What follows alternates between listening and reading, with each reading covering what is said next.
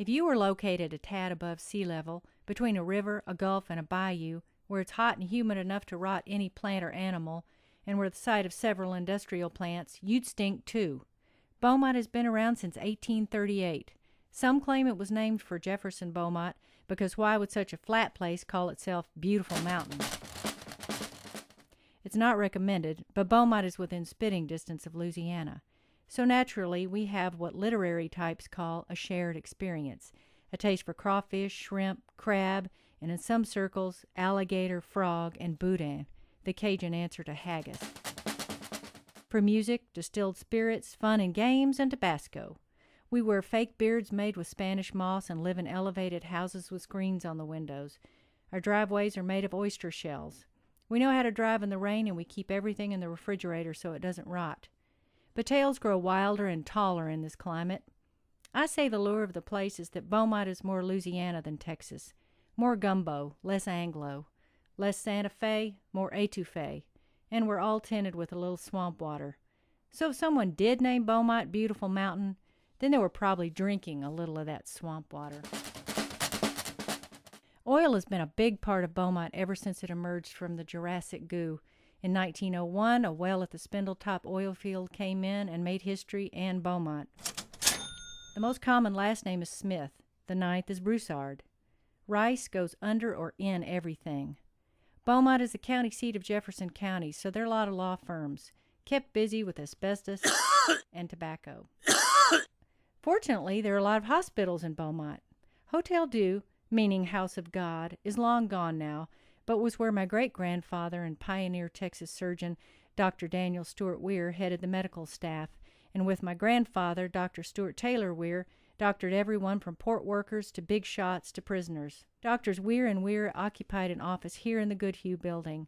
After 56 years, my 80-year-old grandfather closed the door for the last time. Beaumont has the second largest military port in the U.S. It's true. I looked it up. And at night, with all its burn-offs and smokestacks, the port is a surreal erector-set city, and especially scary if you're taking pictures. Right next door is downtown, with a good number of historic buildings, like in the Crockett Street district, where back in lawless times, a brothel on the corner here did a bang-up business. Downtown's got a terrific art museum, and the biggest doggone fire hydrant. These are not the Bee Gees. They are the Rogers Brothers. Beaumont is home to a lot of homes with history, or no history, or that are history. There's old money, new money, and no money. My great-grandparents lived here, and here at the Mildred, one of the elegant buildings built by early oil boomers.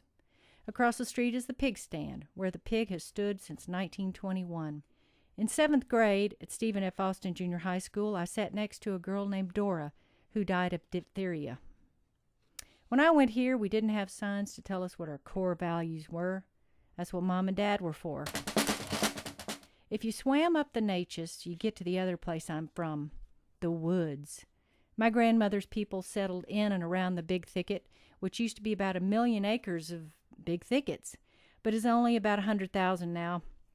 I guess people think this stuff grows on trees. With a whopping 10 different ecosystems, it's known as the biological crossroads of North America.